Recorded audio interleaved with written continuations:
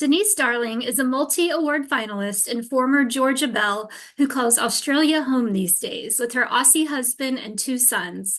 She writes first-person inspirational historical fiction, and her first name, Denise, Dienece, is a variant spelling of the common Denise. Denise was a finalist in the ACFW First Impressions Contest 2023, the Florida West Coast Writers Competition 2023, the Caleb Award 2022, and a semifinalist for the ACFW Genesis Contest in 2022. She blogs regularly on devotions, catching the past, and books. Her monthly newsletter comes out on the third Friday of the month, and Denise is looking to publish her first novel. Denise, good morning. How are you? I've got to update that part, don't I? You do. So Comes out today. we're excited about Hearts Unknown. We're going to talk a little bit about that. But first, could you tell us how you got started writing? Well, it's kind of hard to. I was thinking about that, and I'm like, well, my mum used to read to us a lot when I was a little girl. She would sit us all down and she would read books to us, and I would always be playing with her hair while she was reading. Aw. And I'm sure my sisters probably had turns, but I don't remember them having turns playing with her hair. So she used to read to us, and then my middle sister, the middle one, she would tell the most fabulous stories, and I used to think, I want to do that one day. I want to tell the fabulous stories, and I am. You really are. So, Hearts Unknown is your new novel, and can you tell us what inspired that story? Inspired it. Well, it came from a true event. So in 1763, there was a former lifeguard, which is not the lifeguard that we know. It's like a bodyguard to the king. So Okay. they were soldiers that protected the king. So he turned into a Methodist street preacher, and then he decided that the world was going to end on February the 28th, 1763.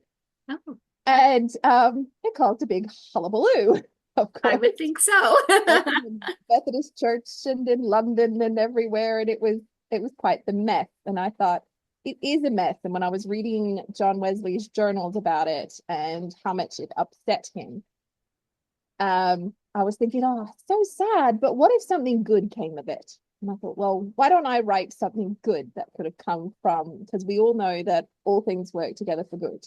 That Yes. God can take, no matter what someone's saying or doing, God can still use it for our good if we let Him. Hmm. So that was the inspiration behind it. I love that. I had not heard that story. So I love when I find little interesting tidbits of history that don't necessarily always get shared, and you learn so much from those little stories. So what are you working on next? What am I working on next? Well, my couple in this one is Edith and Clarence.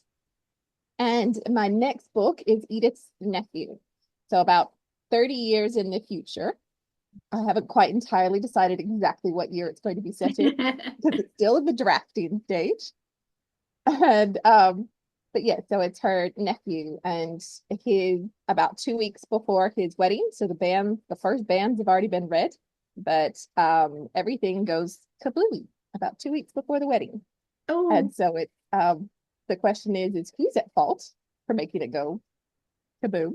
Whose fault was it? And how do we fix it? Two good questions. Well, we're going to enter in what I don't know why I still call it the lightning round of questions, but we don't go through them fast because we have lots of words, and that's totally fine. So the first question is, what is your favorite genre to read Historical romance. and your favorite author? Too many of them. I know, me too. Who are some of your favorites? So Erica Vetch, Suzanne Dietz, her historical ones, Christiane Hunter. I also like Amanda Dyke. Pardon me while I remind myself exactly what the name is. I remember the book better than I remember the authors, but now that I'm becoming an author, I'm trying to remember the authors' names better. Yes, good idea. What's your favorite way to spend a quiet evening?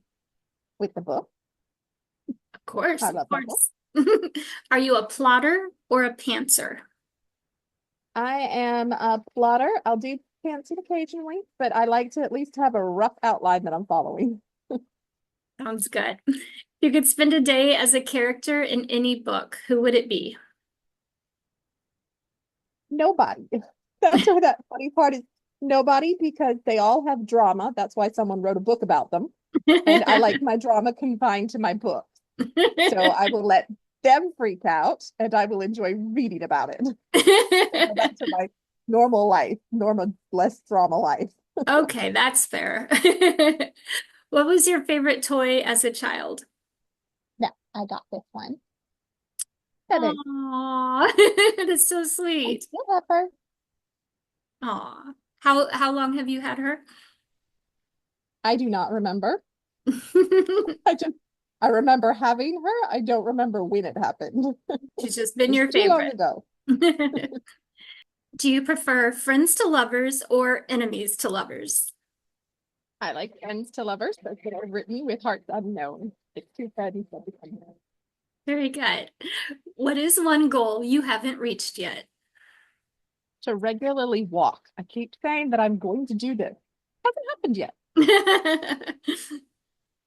I understand. I've had the same goal. I even moved the treadmill upstairs to make it easy and hasn't happened yet either. Yeah, maybe one day. Maybe. Do you prefer coffee or tea? Tea. Although if I'm going to choose to drink something warm, I like hot chocolate or hot cocoa, as Americans call Ooh, yeah. Do you like to do anything else that's creative or crafty? it. I was very creative in my teenage years. I used to knit and sew and write songs, and but now I tend to just write. Well, That's my creative outlet is writing. it seems to be working for you now that you're a published author. Do you prefer reading on an e-reader or a physical book? Um, but A a couple of them there.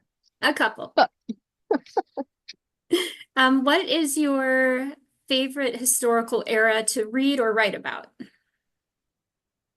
well, reading's easier. I do like Regency. But I also for writing, I'm happy and I've written Georgian England. I've written a Regency, I've written Victorian, I've also written a Western. I I love it. Any of them that I'm writing, I enjoy it. So I'm fine.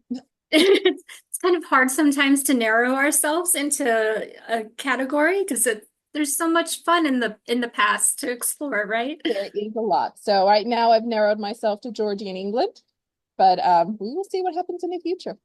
Absolutely. Do you have any nicknames? I have several. I've been Pumpkin and Miss Neat and Mimi and Dee and George. I'm sure there's more. There's a lot of them. That's fun.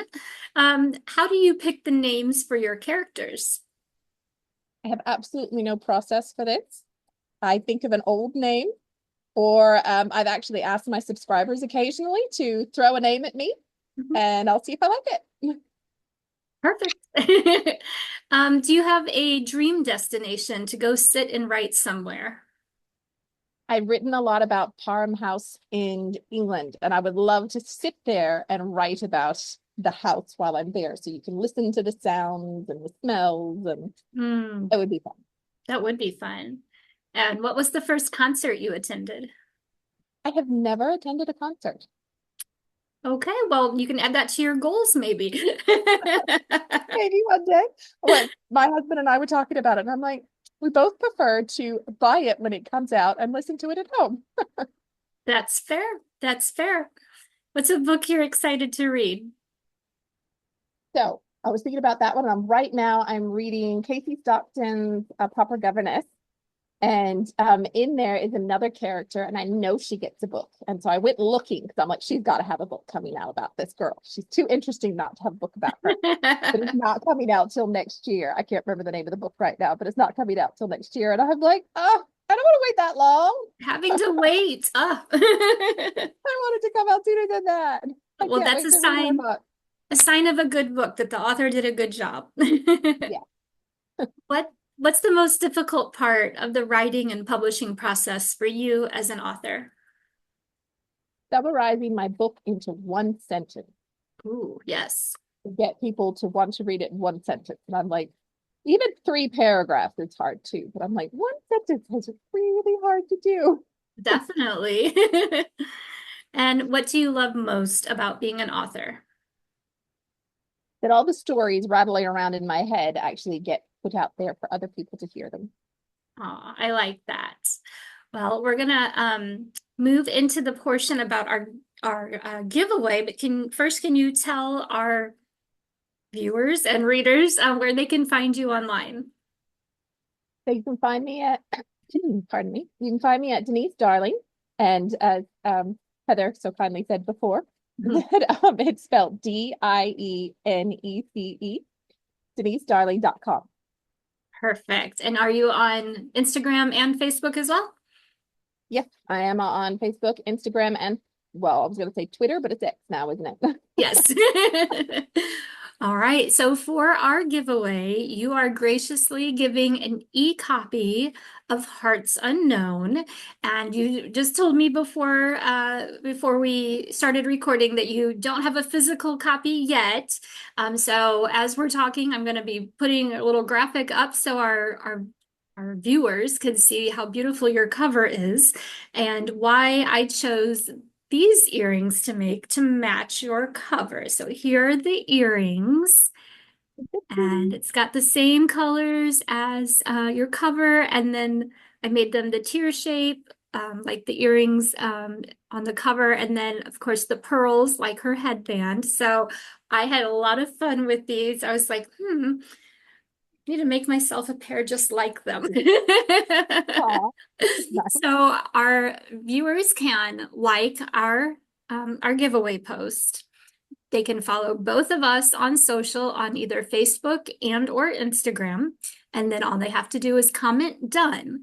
And then we are going to, in 48 hours, we will announce a winner and they'll get the earrings and an ebook copy. And unfortunately, it is US addresses only as I'm mailing them from here. So I'm very sorry to our Australian friends and others that are international, but this is a US only contest unless we can figure out a way to get international postage to drop. That was enough. That would be great. Denise, it was so great to talk with you this morning. I hope we get to do this again for your next book. Hope that you. Thank you so much for having me. Of course. Good luck.